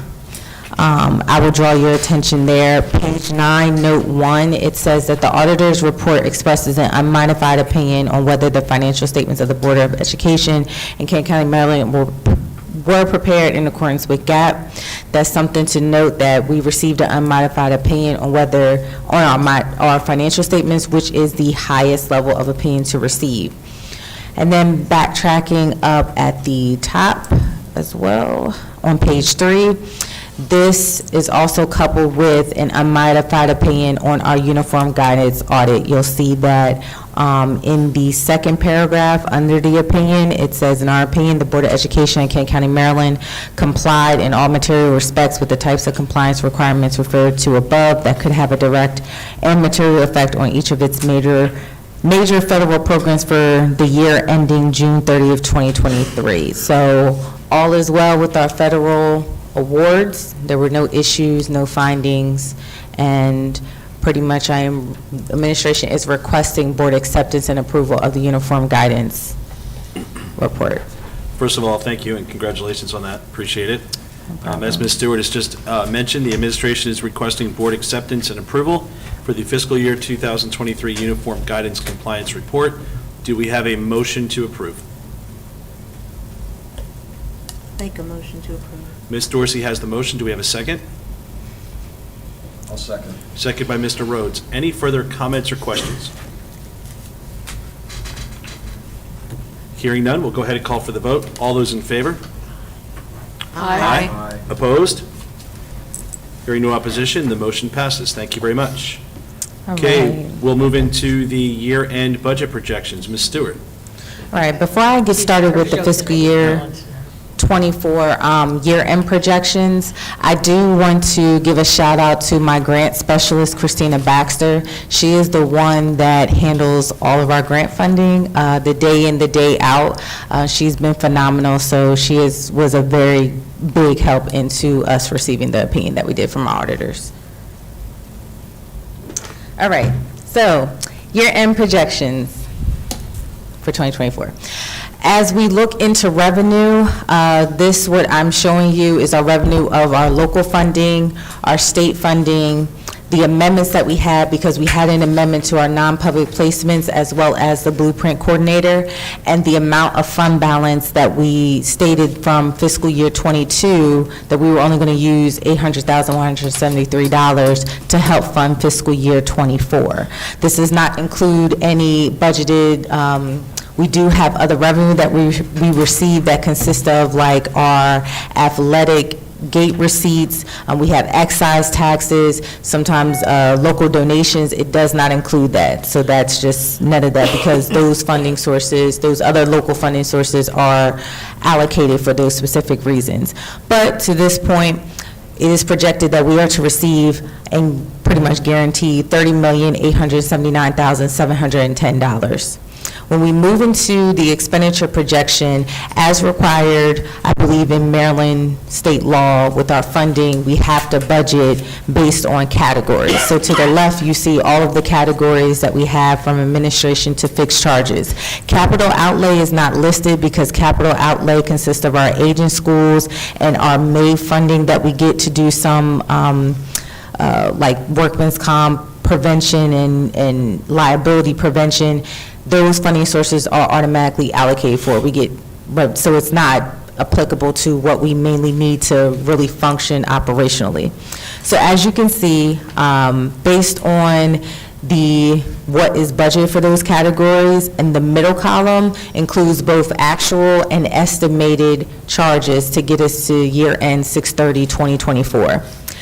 As you would note in the last column to the bottom right, where it says remaining, overall, we're looking to have remaining expenditure funding in the amount of about $538,037.64. Does that mean that's money we're going to have to come up with, or this is No, that's money we're just going left to over that we didn't surplus? spend. Okay, Yep. gotcha. That's money to the Yes. good. Okay. Yes. Okay. As you would see in the remaining, the amounts that are in negative is what we're projecting to go over budget possibly. That is our transportation. Yeah, and what caused it? What caused it? So essentially, with transportation, we also, with that, sped transportation has went up. That causes that. Our repairs to our buses, I can tell you, just the service is about $1,500. So mind you, that's happening all the time because we're running our buses constantly. Fuel, those types of things cause those changes. But again, that's estimated. Right. I'd rather overestimate than underestimate. Right, and just to note, because I don't want anybody to think that we purposely anticipated this surplus. A lot of that is because we haven't filled positions. We, some of those positions that we put into the budget, we were unable Is that to. why we have such a nice Yes. surplus for instructional salaries? Yes. Yes, you see that there. And also, I think a good thing is to note, remember, we essentially cut our budget $700,000 off at the top. The two categories that were hit were special education and fixed charges. Normally, that amount, we do have a bigger surplus left in that. Special education, that's due to non-public placement savings there, and fixed charges is due to a lot of the healthcare savings. But if you look at what's estimated now, we're running tight there. So essentially, yeah, we did that to kind of balance it, but the main category that is kind of holding some weight is our instructional salaries, and then our student health, and that's our nurses, because we have concentration of poverty that pays for the Rock Hall RN, and then the Garnett pays for the Garnett, all right. Garnett RN. So that just gives you an overview there. Oh, I went too fast. So I would Oh, just go add back on, to- let me just add on that really quick, just so that it's clear and there's no misunderstanding. With the surplus, you can't count on that being a permanent surplus again, because those positions will still have to be filled. Yeah. And at some point, you can't just say, oh, great, we can cut our budget by this amount and we don't need that money. We do. What it does, though, it helps provide a little bit of a cushion, because if you'll recall, we used $800,000 of our fund balance to build this year's budget.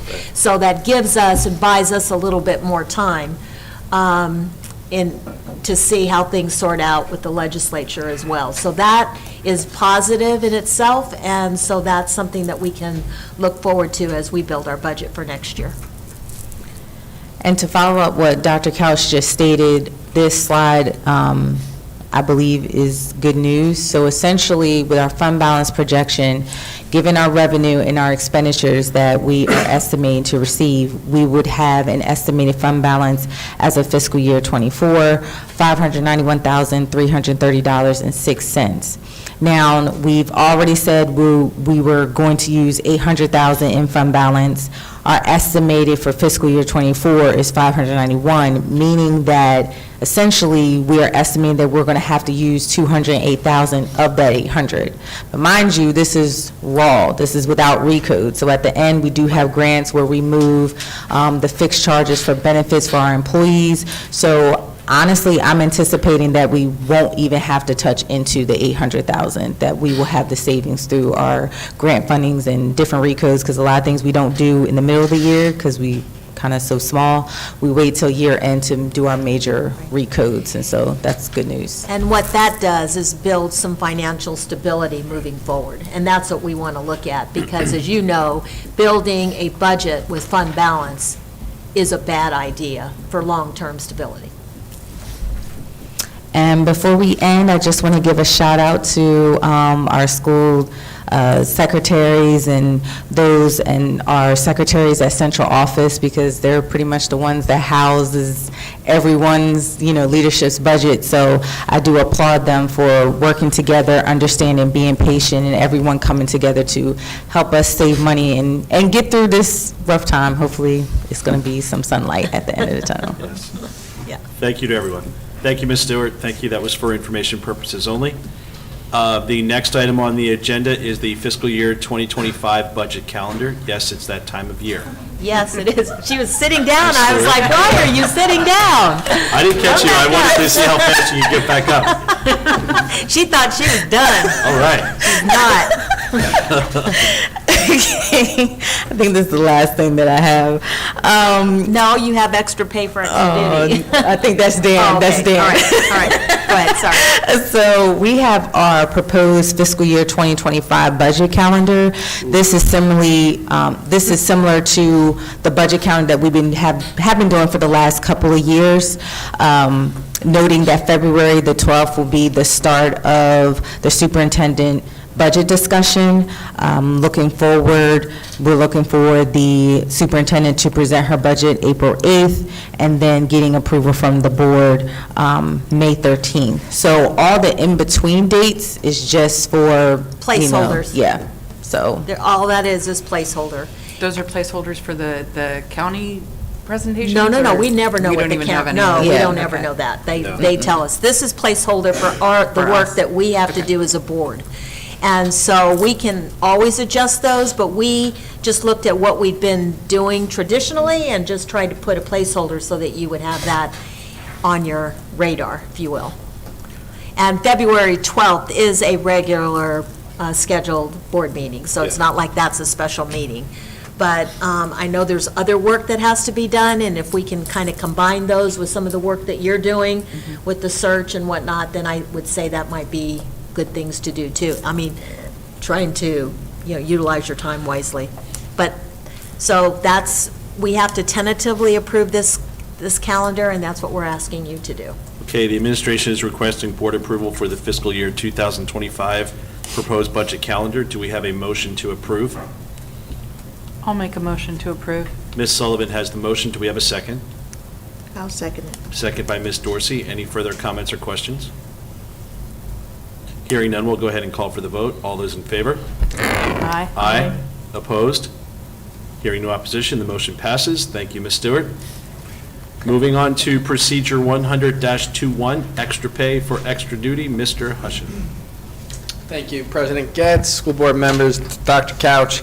As you know, all extra pay for extra duty comes before you, and it is voted upon, and a lot of those procedures with extra pay for extra duty are outlined in the collective bargaining agreement for our teachers.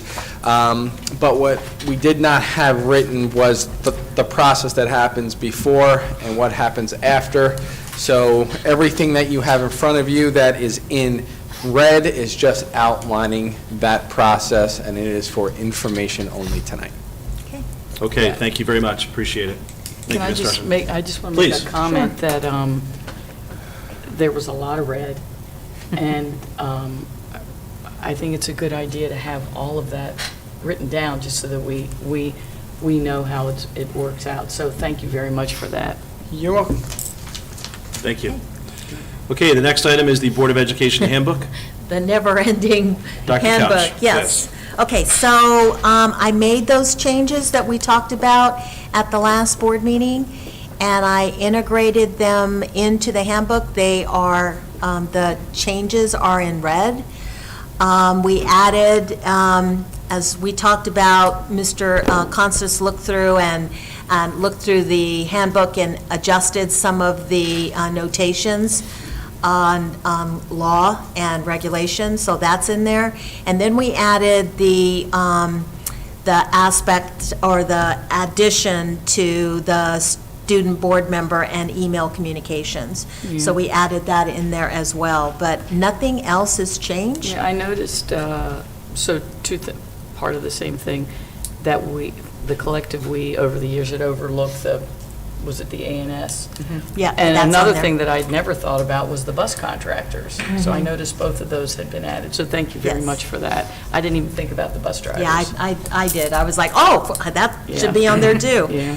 So, so anyways, recommending approval of the board handbook.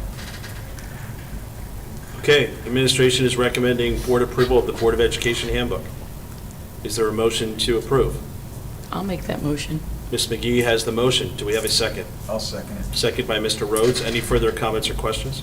I just want to thank Dr. Couch for being patient about it and letting it sort of work its way through, Yeah, it's fine. which gave us an opportunity to be really comprehensive, so thank you very much. And Mr. Constance, thank you for your Yeah. oversight and the rest of the group that Contributed. assisted in Yeah.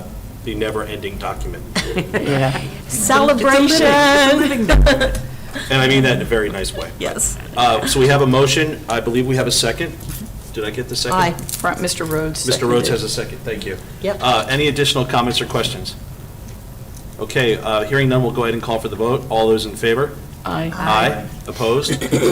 Hearing no opposition, the motion passes. Thank you.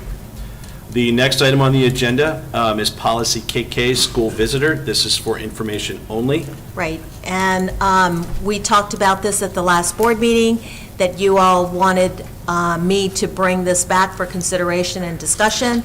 As you can see, there has been no redlining in this policy because I'm looking for discussion and direction from the Board of Ed in terms of, you know, what you may want to do, what you may not want to do, and where we go from here.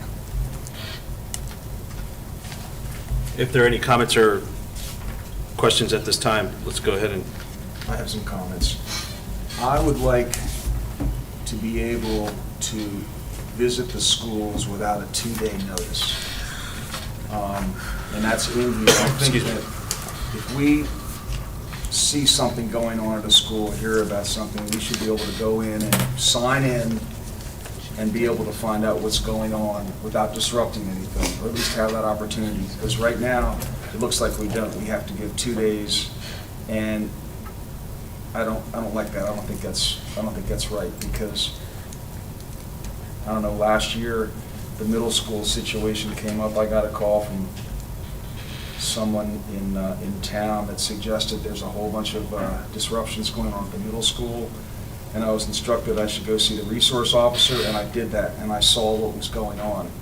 If we have to wait 2 days, they can dust everything off, clean it, and make it look lily white, and I think that we are the superintendent runs the schools, but we are above the superintendent when it comes to managing the people from Kent County that vote us in, want us to really have checks and balances about what's going on in the schools. That's my opinion. And I think that, Mrs. McGee, do you go into the schools, do you give them 2 days' notice, or do you go, how does all this work? I don't go into the schools. Okay, well, maybe you don't, I don't know. Yeah. Well, and I'm just going to add something here. If there's a problem, well, first of all, let's back up a little bit. When you bring up the situation that happened at the middle school, to say that it's because of your visit that all of this was exposed, I think is a big overestimation on your part. Okay. Because I was already there. I was already there on a regular basis. I already knew what was going on, what wasn't going on, and I was in the middle of addressing it. So I think that I want to be really clear about that was not the case. And when you came into the school, the problem that I saw with you coming into the school is the principal had no idea you were there. You came in and talked to the school resource officer, who isn't even an employee of the school system. So I think there has to be some checks and balances so that we can all work together as a team and build trust. I understand. Well, I saw what was happening, and I get it. If I had gotten the way I look at that situation, I hear it, you were in there and you knew what was going on.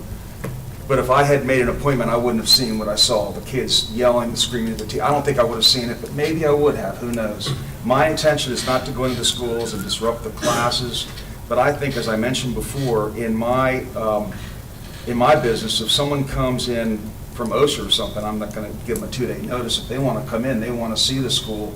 I think that if we want to go to any school, we need to check, and you're right about that, we need to check in with the principal of the school, but I think we should be able to go in whenever we want to go in and check in with the principal. If it's not convenient, we have to leave, instead of having to wait 2 days. It's not like I'm asking for something, to walk in and walk around the school, but I think we should have a little more authority than that. We were elected by the county. I think people want to know that we are making an effort to watch out after our schools. And I know what you're saying. There was a lot of problems there. I'd heard about it for years, but I saw it. Maybe I wouldn't have seen it, but I hear what you're saying. And I didn't do it right, but I saw it. So, and I was new on the board. Right. But I want to make, I just think that we should have a little more authority being the board and not having to rely on waiting 2 days to go into a school. If we can go in and talk to the principal, if it's not convenient, we can leave. Right. That's all I'm asking. Right, and what I would, and I don't really have a dog in this fight when it's all said and done, really. But what I will say is that just by the nature of all of you being board members and being in a position of power, it does create a lot of, a lot of pomp and circumstance, if you will, when you come into the school.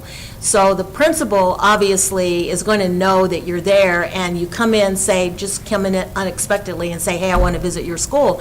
They may be in the middle of doing something really important, or they may be in the middle of dealing with a parent or dealing with a situation that's going on, and they are not going to be available to meet with a board member, to take the board members around. And so it's not meant to keep you out. The notice is not meant to keep you out. It's a matter to plan. They might be in the middle of testing. They might be in the middle of, they might have a big assembly going on. It's a matter of just giving the person who is leading that school an opportunity to say, hey, you want to come to my school? Fine, come on. That's what I said. That's what I said. If we But go what I'm in- saying is, by giving them notice, they're going to say, well, this day's better than the other. And all they're saying is giving them a little bit of notification helps them to plan their day, because the life of a principal is very demanding. And they want to be available to board members when they come in. So that's all I would say. We're not trying to keep you out by any means. We're not. And All keep I'm in saying- mind, I- Please, go ahead. Just one second, I'll be quick. All I'm saying is that if on a certain day, I already get a call, or anyone gets a call if something's going on at school, and you're not around, or maybe you are around, we should be able to walk in and check in. If the principal can't meet with us, we leave. But I think we should have the opportunity, as voted on by the citizens of Kent County, to be able to check onto these schools. Well, I just think it's important. can I ask you a question? Let's say, first of all, if somebody from the community called me and said such and such is going on, my first call is to Dr. Couch, to somebody in a position to know what's going on in our schools. So let's say I don't make that call. Let's pretend it's me for a minute, and I go in and all hell's breaking loose. What am I going to do about it? You went into the school, and by your portrayal, all hell was breaking loose. What did you do about it? Well, I brought it up. I think it's important that people know about Well, it. who did you bring it up to? I brought it up at the meeting. But you used it as a gotcha moment. See, It wasn't a gotcha moment, it was a true moment. It was true, it was the truth. yeah, I know, The but truth I hurts feel, sometimes. I feel like, I really feel, and I want to be corrected if I'm wrong, that that it sounds like you want to go into the schools to find something that's not going right, because you don't want to give the 2-day notice so they can clean it all Well, up. they would. Well, but, so what's your intent for going into the school? If your intent is just to go in to see how the school is operating, can't that wait for 2 days? I just think we should be able to, in my opinion now, I understand where you're going with that. Yeah. I think we should have the authority to go into the schools. We are voted on by the people of the county. I think we need to all keep in mind and remember that as individual board members, we have no authority over the administrators or principals at a school. So us going individually to a school, we have no authority to tell that principal or administrator or teacher to do anything. Our only authority is as a board instructing Dr. Couch to do something. So, and I think it is insulting of you to suggest that our administrators would attempt to hide things, and I think that it is hurtful and untrue, and I think that it gives the wrong impression to our community, and I think that you owe our administrators an apology. No, I have to disagree with you totally, Francois, Mrs. Sullivan, because I don't owe apology. I'm in here to make our schools better. I'm in here to find out what's going on. I'm in here to get to the truth, and a lot of stuff is covered up around here. I can't put my finger on it, but a lot of things are hidden. You can disagree all you want. I do That's disagree. fine, that's fine. But I'm not going to apologize because I want to keep fighting for our students. My goal is to have our students learn, and I don't want to have fighting in the schools. I don't want to have disruptions. I want things to operate correctly. So if you disagree with me, that's fine. I'm sticking to what I feel. We were, again, voted on by the citizens of Kent County, and we supersede the superintendent. So And what what we're does supposed it, to what do. does it look like if we all have the authority to go into our schools and tell our principals what to do? When I disagree with you, We tell them 10 do I get to tell the principal what to do? And then who does the principal choose to follow? I think we can make suggestions. I mean, you know, I think we can Okay. make suggestions if something comes up. I totally disagree with you, but that's fine. This is my point. I think, I've talked to a lot of people, and I think we should be able to go into the schools and not have to wait 2 days for permission. Can I ask a question? Sure. Is the authority of the board as a whole, you guys vote on who you hire to work in these schools, to run these schools. That's one authority you have for sure, right? Yes. Right. Do you not trust these people you hire to run these schools? I'm not saying I don't trust them, but there have to be checks and balances. Do you not trust these No, people? I'm not. We need checks and balances, Francois. I disagree with you 100%. As a student, from a student's perspective, I would assume that the board, the people that my parents elect, the people that can vote elect, have the sense to hire the people that will run these schools properly and that will not cover up things that like hide from us. That's my assumption. That's why these people voted you in, is because we know you will hire people to properly run our schools. And in order to properly run our schools, our administrators might need a 2 days notice. From a student's perspective, that's how I feel. Thank you, Ms. Messick. Ms. Dorsey, do you have anything to add? Well, you know I do. I've been sitting up here listening, and I remember when Mr. Rhodes did come into the school. During that time, I was actually volunteering with the behavior children. I was also volunteering with the AABB, yes. And so I was in and out of the school, so I was aware of the school, and that's the reason I was volunteering, trying to make things better, because that's how we have to make things better. If we want to make something better, then we have to get in there, and we have to put in some work, because that's the best way to do it, you know.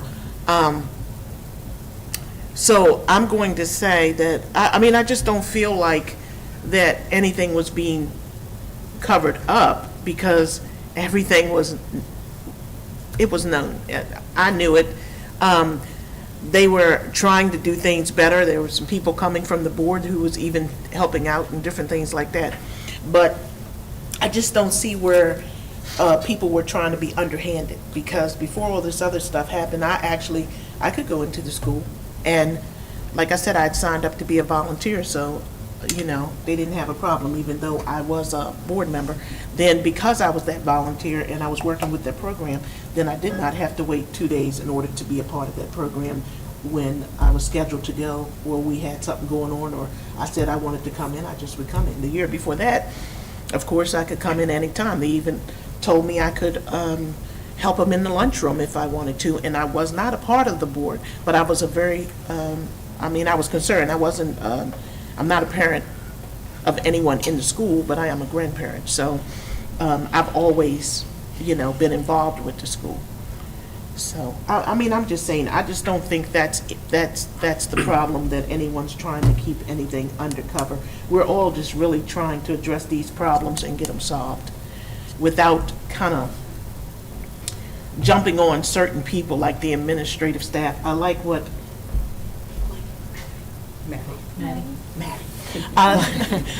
Just because of my age. But I like what she said. If we trust the people, we need to trust the people that we hire. We really do. Give them a chance, you know, because they wouldn't be in there if they wasn't doing some type of job, you know, if they weren't doing their job, or they wasn't invested. I mean, they have to be a teacher. So the beauty about it being on a board like this is that we all have an opinion, right? So I will give my opinion, and I promise it won't be long. For me, I am a huge proponent of process and trusting the people that we have in place. If they're not the right people, they need to go.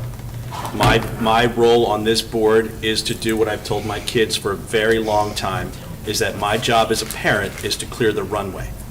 My job as a board member is to help clear the runway for the superintendent and administration and staff and custodians and teachers and everyone to educate these children and take care of these children in those 4 buildings. I do not have an issue with the 2-day. That's my opinion. I would rather they focus on the educational side. We're small enough to know that if there's smoke, there's probably a fire burning. And in my experience, every time I've smelt smoke or seen smoke, the fire is there and it's already being addressed in one form or fashion. That's just my opinion. So that being said, this is for information only tonight. We have 4 board members that seem to not want to get rid of the 2-day. We have 1 board member that does. We can certainly guide one way or the other, for next time as to whether we want to remove that or not. But I this is, can bring it back again, or Yeah. I can leave it off. Just tell me what you want. it's not a voting item, so we certainly can I provide just need direction, yeah. So I would open it to the floor, and then we go from there. It already feels like we have one that wants to bring it, 1 board member that would like to bring it back, and 4 that are okay with the way it is. Is that the direction we're going with, or? I think the school visitor policy is fine as it is.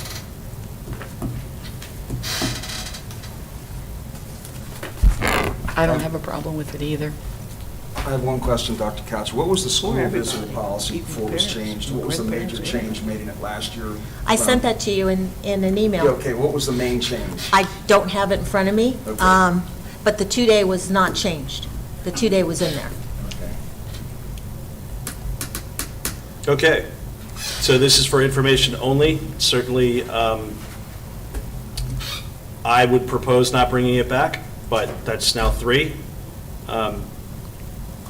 If that's the wind that's blowing, then that's the wind that's blowing. That sounds fine with me. Let's move on to Okay. students. Okay, the next item on the agenda is public participation. Ms. Gale, we do have public participation, so I will read the rules for public participation. Speakers should limit their comments to 3 minutes. Comments about the actions or statements of individual staff members are not appropriate for public comments and should be referred to the superintendent of schools or processed through available channels. If submitting written testimony, speakers are requested to provide a copy to the president. Please remember that this is an opportunity for the community to address their comments to the board. It is not an opportunity for dialogue. If you have questions that need an answer, please contact the superintendent or write a letter to the Board of Education, and a response will be sent back to you.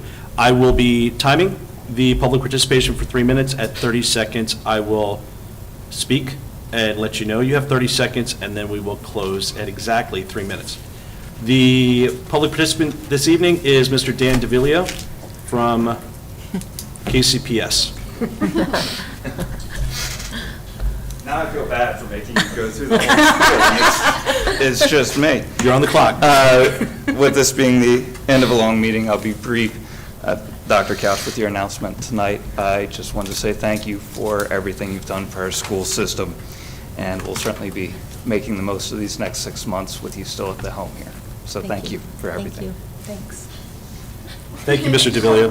Oh, that's very nice. He took 28 seconds. God, you could have taken more time, come on. You still got more time, come back. Okay. The next item on the agenda is number 11. It's a notification of our next 2 meetings. The next meeting of the Board of Education of Kent County will be held on January 23rd at 5:30 PM. This will be a special board meeting, open session focused on the superintendent search. The second meeting after that will be held on February, by the way, that meeting will be here in this room, and I'll read the address at the end of the statement. The second meeting will be held on February 12th, 2024, beginning at 5:30 PM as well with the open session. Open session will be immediately followed by the board members going into closed session. The open session will resume at 6:30 PM. Both meetings will be located at the administrative building in the boardroom, 5608 Boundary Avenue, Rock Hall, Maryland, 21661, in this room, in this building. The last item on the agenda is to adjourn. Just making a reminder that the next CAC meeting is on Monday, January 22nd. And am I correct that there will be a presentation on the blueprint? Right, well, it's the gathering. consultant that Right. will be gathering data. Right. And I believe she will be attending this meeting virtually. Oh, okay. Yeah. Okay, so we have the announcement for the CAC as well, that will be on January 22nd. Last item is looking for a motion to adjourn. Do we have a motion to adjourn? I'll make a motion to adjourn. Ms. Sullivan has the motion to adjourn. Do we have a second? I'll second. Mr. Rhodes has the second. Ms. Messick? We'll get to you in a second. Any further comments, questions? Hearing none, we'll call for the vote. Aye. All those in favor? Aye. Ms. Messick? Aye. I as well have an aye. The motion passes. Meeting adjourned. Thank you, everyone.